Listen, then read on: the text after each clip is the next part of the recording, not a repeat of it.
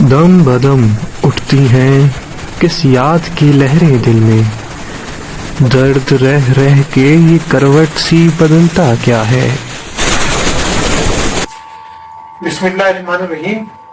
شاہ میرق Farooqui academy کے نئے سلسلے وار پروگرام یاد کی لہریں کا پہلا پروگرام لے کر حاضر ہوں۔ یہ پروگرام معروف ادیب اور شاعر حضرات سے متعلق افراد کے انٹرویو پر ہے، کسی کے گھر والوں کا، کسی کے دوستوں کا، اور ہم چاہتے یہ ہیں کہ وہ لوگ جو گزر گئے ہیں اس دنیا سے ان کے بارے میں آپ کو تھوڑی بہت جس کو کہنا چاہیے فرسٹ ہینڈ انفارمیشن مل سکے۔ اس وقت میرے ساتھ موجود ہیں معروف شاعر جناب رئیس فروغ صاحب کے صاحبزادے جناب طارق رئیس فروغ۔ رئیس فروغ صاحب کا نام ہی کافی ہے۔ رئیس فروغ صاحب کے بارے میں بہت زیادہ مجھے بتانے کی ضرورت نہیں ہے۔ نظم کے ایک اچھے شاعر، بچوں کے ایک اچھے شاعر، اور ایک معروف دانشور، اور جس کو کہنا چاہیے جدید عہد کے شاعر۔ ہم اس انٹرویو میں رئیس فروغ صاحب کے بارے میں تھوڑا بہت ان کے خاندانی پس منظر کے بارے میں جانیں گے، کچھ ان کے گھر میں آپس میں جو رویہ تھا، تعلقات تھے گھر والوں سے یا گھر والوں سے جو شفقت محبت تھی اس کے بارے میں جانیں گے۔ اس کے علاوہ رئیس صاحب کی اپنی ادبی خدمات، جس میں ان کی شاعری ظاہر سب سے بڑی مین ہے، نظم کے شاعر تھے، وہ بچوں کے شاعر تھے اور جدید عہد کے ترجمان شاعر تھے، ایک نئے عہد ساز شاعر جس کو کہنا چاہیے۔ طارق بھائی بہت شکریہ آپ کا، آپ تشریف لائے ہماری دعوت کے اوپر، اور کچھ آپ کا بھی شکریہ، آپ نے بلایا مجھے، اس لائق سمجھا۔ کچھ ہمارے سامعین کو، کچھ ہماری ناظرین کو تھوڑا سا بتائیے کہ کیا ان کا فیملی بیک گراؤنڈ کہاں سے شروع ہوئے اور کس طریقے سے محنت کرتے ہوئے اور ایک خاص مقام تک پہنچے۔ سب سے پہلے تو میں آپ کا شکریہ ادا کرتا ہوں کہ آپ نے خوبصورت پروگرام اسٹارٹ کیا ہے، یاد کی لہریں، شاہ میرق فاروقی اکیڈمی کے زیر اہتمام، اور یہ ایک بہت اچھا سلسلہ ہے، اور میں سمجھتا ہوں کہ ادب کے سے محبت کرنے والوں کے سلسلے کے لیے بہت ایک اچھا پروگرام رہے گا، اور اس کو دلچسپی سے دیکھیں گے۔ اور جہاں تک میرے والد مرحوم رئیس فروغ صاحب کا تعلق ہے، تو ان کی پیدائش 15 فروری 1926 مراد آباد بھارت میں ہوئی تھی۔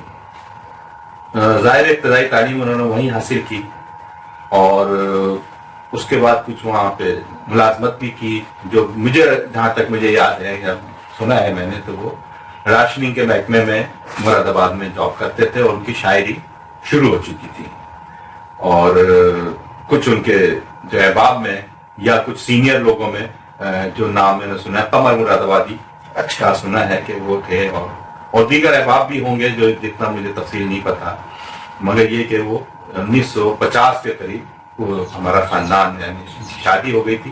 1950 میں شادی ہوئی تھی، اس کے بعد یہ پاکستان آ گئے۔ جی ہاں، اور یہاں پہ سب سے پہلے ٹھٹا میں سکونت اختیار کی، ہمارا خاندان ٹھٹا میں رہا، میری پیدائش سے پہلے کی بات ہے۔ اس کے بعد کراچی آ گئے۔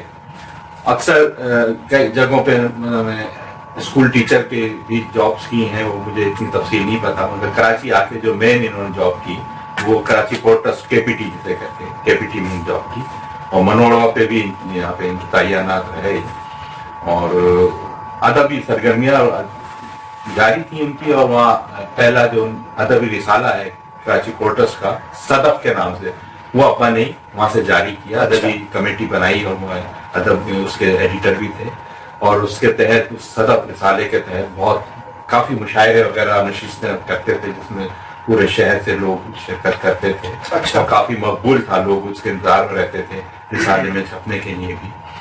اس کے بعد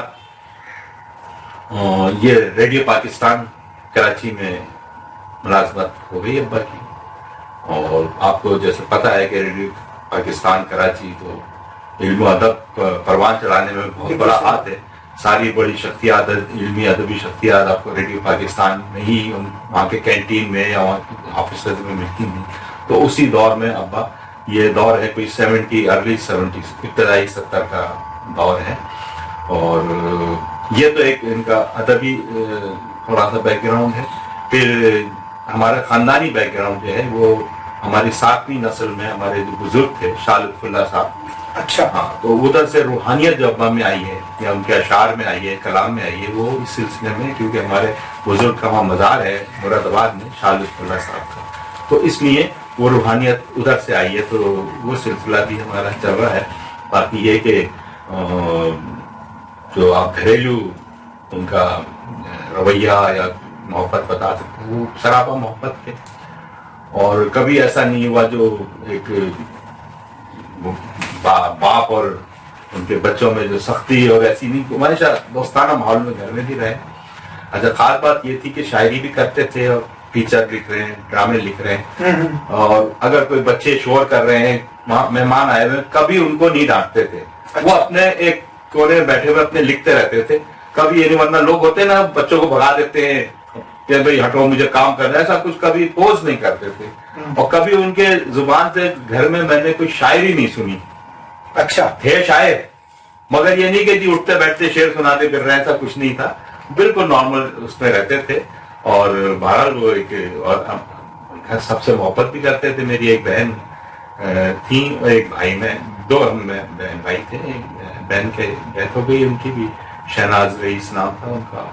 और बहरहाल अब ये सिलसिला है, मदर भी चली गई है। तो अब बताइए क्या अगर कुछ और आप बताएं तो मैं। अच्छा, रईस साहब का जाहिर है कि मेरे ख्याल में हैदराबाद में भी कुछ अर्सा रहे, वो कुछ यहाँ ठट्टे। अच्छा, ठट्टा रहे। अच्छा, उनकी जो अदबी सफर है उनका जी, तो कुछ उसके बारे में, एक तो ये कि ठीक है वो मतलब यूं कह लीजिए कि लड़कपन से शायरी उन्होंने शुरू कर दी, बिल्कुल सही। लेकिन इसको कहना चाहिए मंजर आम पर जो वो आए, वो सही मानों में केपीटी में जो उन्होंने रिसाला निकाला, वहां से मंजर आम पर आना शुरू हुए। और फिर हम आज की जबान में अगर ये कहें कि इल्म और अदब का आइकॉन रेडियो पाकिस्तान होता था, और रेडियो पाकिस्तान में जाहिर जी जी, तो जो उनका शायरी में जो मिजाज था, उसके बारे में थोड़ा बहुत। शायरी के मिजाज के बारे में मैं इतना बताता हूँ कि जो उनका पहले वो रिवायती शायरी जैसे सब शायर करते थे जी, अब्बा भी करते थे, और फिर 70 के करीब आके उन्होंने रिवायत से रिवायत शिकनी कर दी। अच्छा, हाँ, उनकी गजल ने भी एक टर्न लिया। जो मैं तो खुद शायर नहीं हूँ, मगर जो मैंने सुना है कि उन्होंने एक बगावत कर दी जी जी, पुरानी शायरी से और जदीद शायरी की तरफ आ गए, जिसमें जदीद अल्फाज, जदीद ख्यालात, जदीद मज़ामीन शामिल किए।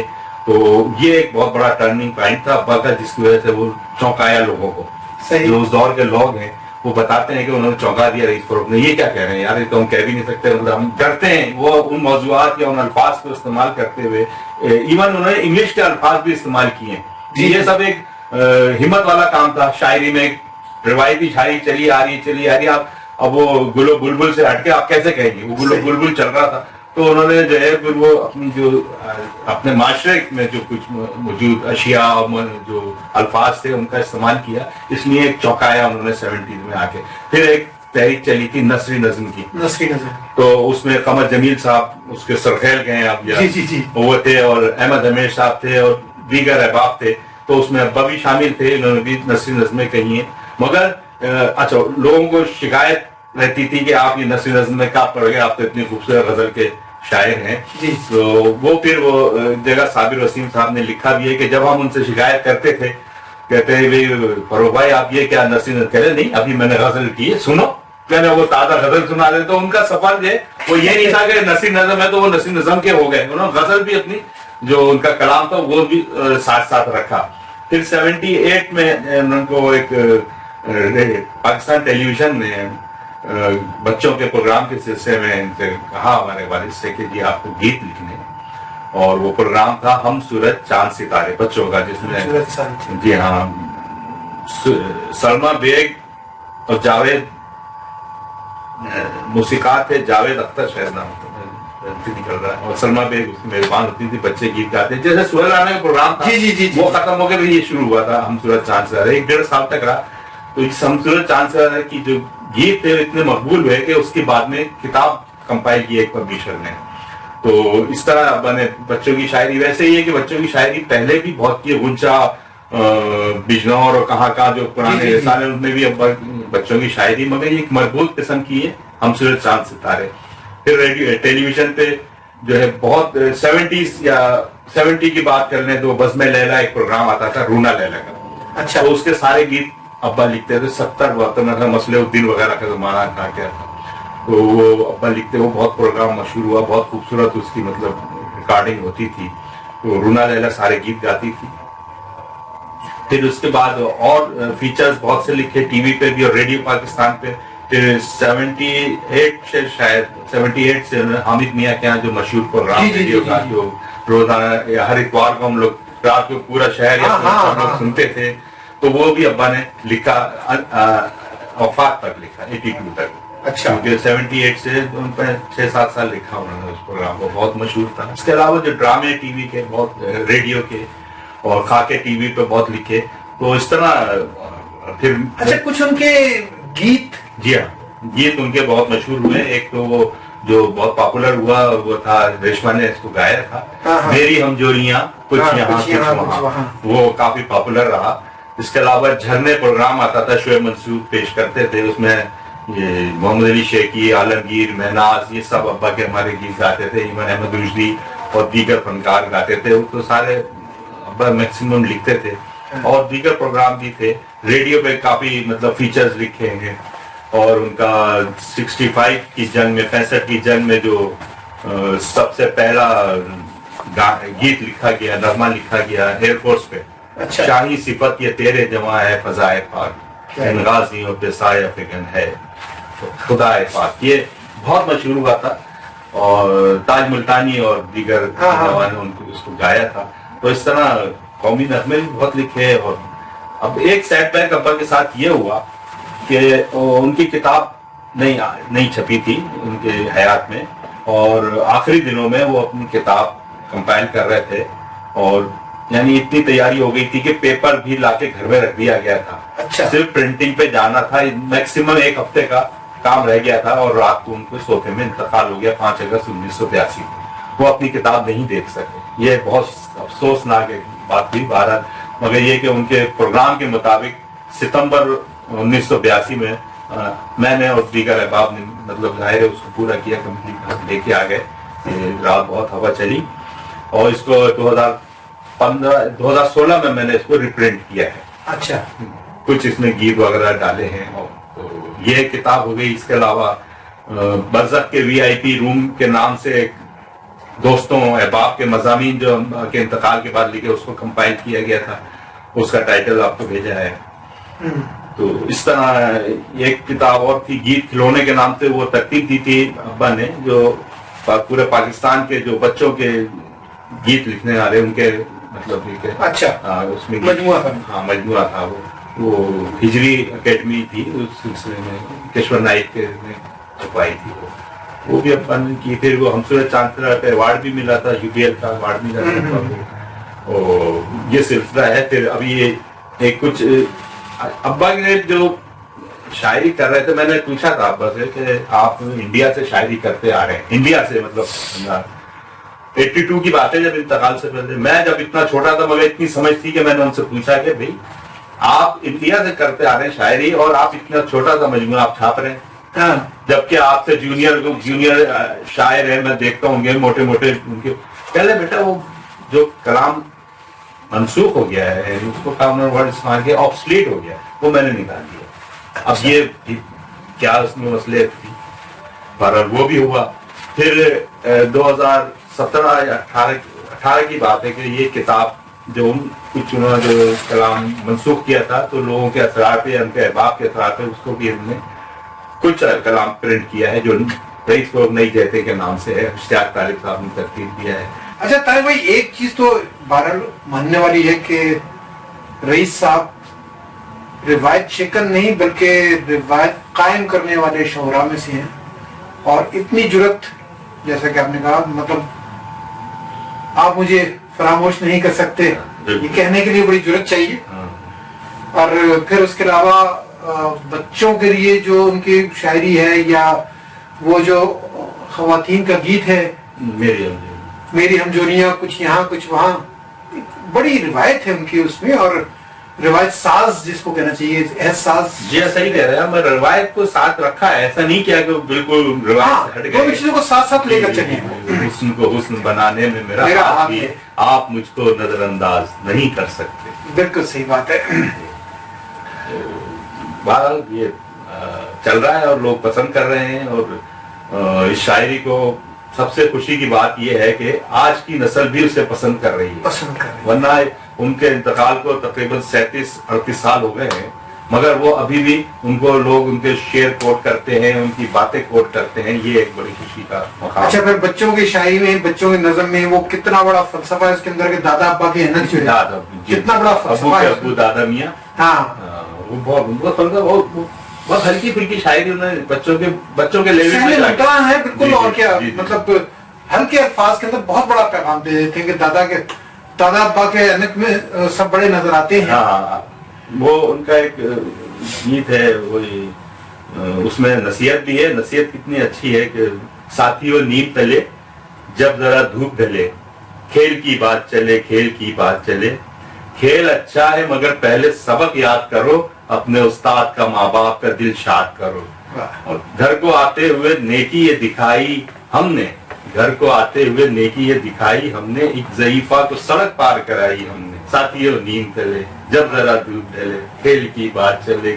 مکس اپ کر کے لے کے چل رہے ہیں کہ بار نہیں لگے کہ جی ان کی نصیحت وہ ٹھوکی جا رہی ہے اس طرح کی. اچھا، ایک چیز یہ کہ جتنے بھی یہ ادیب اور شاعر قسم کے لوگ ہوتے ہیں، مصور ہیں، فنکار ہیں، بہت حساس دل ہوتے ہیں. بہت زیادہ یقیناً ایسا رئیس صاحب بہت حساس. لیکن کیا وہ جو ان کا حساس دل ہے، آپ کہیں پر کام کرتے ہیں، مطلب ریڈیو پاکستان کے اندر، ٹھیک ہے ادب پروری بھی بہت تھی لیکن سیاستیں بھی بہت زیادہ تھی. آپ نے بہت ٹچی پوائنٹ لے کے آئے. کیا وہ اس جو وہاں پر سیاستوں میں جو کچھ بھی وہ فیس کرتے تھے، کیا اس کا امپیکٹ گھر میں بھی ہوتا تھا؟ بالکل. ایک صاحب نے تو یہاں تک کہا ہے کہ ان کو قتل کیا گیا. مطلب یہ انہوں نے ایک استعاراتی اس میں کہا تھا، مجھ سے پرانی بات ہے. اس کی وجہ یہ تھی کہ جہاں تک میں سنتا ہوں، میں تو اتنا ظاہر گواہ نہیں ہوں، چشمدید جسے کہنا چاہیے، مگر یہ کہ جو کچھ احباب ایسے تھے کہ ان کی وجہ سے تکلیف بھی پہنچی اور بہت شدید تکلیف پہنچی. حساس ہے. اگر ہمیں کوئی ایسی بات کہ ہم ہلکی پھلکی اس کو لے لیں، وہ بہت زیادہ اس کو فیل کرتے تھے. تو ایون یہ کہ ان کو ہارٹ اٹیک بھی اسی وجہ سے ہوا، اور پھر 1-1.5 سال بعد ان کا انتقال بھی ہوا.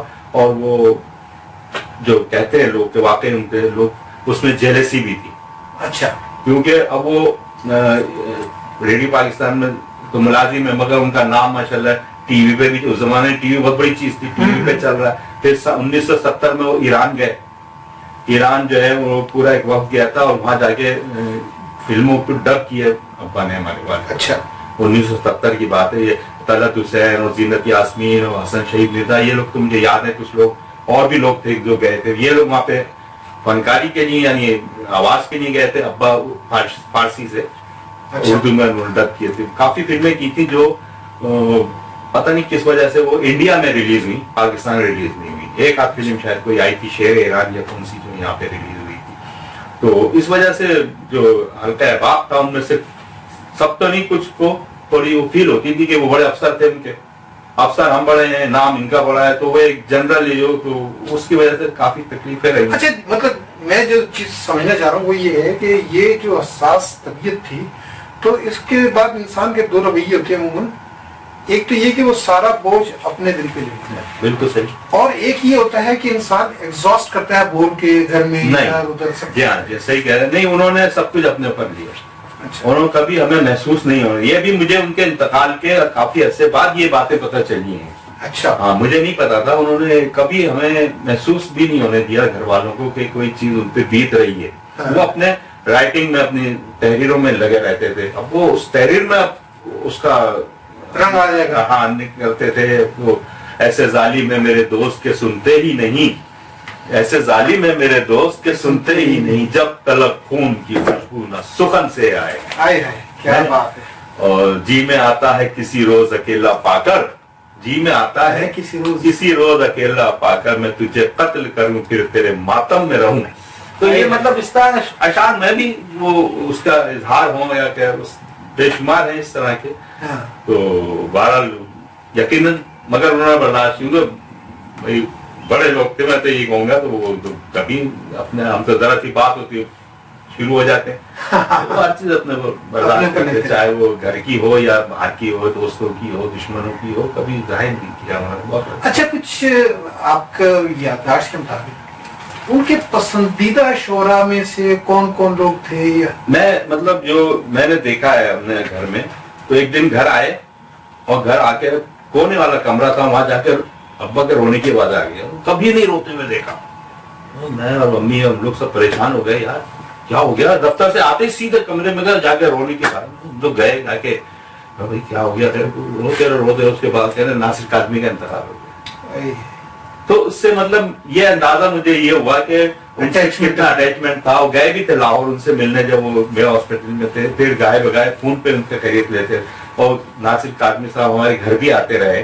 तो मुझे जो आपने सवाल किया उसमें तो मुझे ये गहरा एक मुझे रिश्ता नजर आता है। इसके अलावा दीगर अहबाब में कमर जमील साहब और ये लोग तो थे ही, अहमद हमेश साहब और दीगर लोग, जिसमें काफी नाम थे। और वजीरी पानीपती साहब थे, फिर मखदूम साहब हैं और मखदूम मुनव्वर और दीगर हैं काफी लोग जो।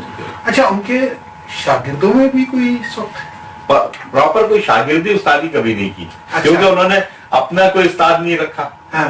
तो इसी तरह अपना शागिर्दी नहीं रखा। हाँ, मुतासिरान में जिनमें मुतासिर जो लोग हुए वो काफी लोग थे, जिसमें सरवत हुसैन हुए, जमाल एहसानी हुए, जो मैं समझता हूँ, और काफी जो फिर अफजाल अहमद सैयद साहब हैं या मोहसन राय हैं, अजरा हैं, ये लोग जितनी उस वक्त की नौजवान लोग थे काफी मुतासिर तो थे, मगर शागिर्दी और उस्तादी वाला मामला अब्बा ने खुद भी नहीं किया, ना मजीद कोई शागिर्दी का हिसाब। अभी आपका एक सिलसिला ये है कि आपने उनके नाम के ऊपर बाकायदा एक तंजीम कह लें या जी जी, वो भी बज़्म रईस फ़रोग़ के नाम से, बज़्म रईस फ़रोग़ के नाम से, और उसमें कुछ प्रोग्राम भी जी हाँ, जिसमें नातिया मुशायरा भी उनके उसमें किया। जी जी।